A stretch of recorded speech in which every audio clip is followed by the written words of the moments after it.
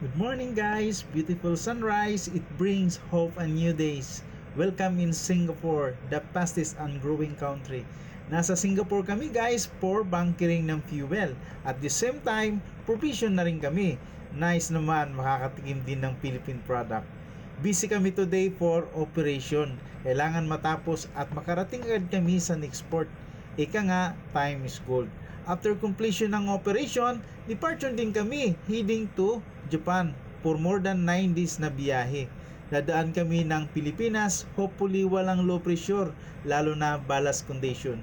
Maganda sana mag shore leave guys ng Singapore, sayang no time for adventure.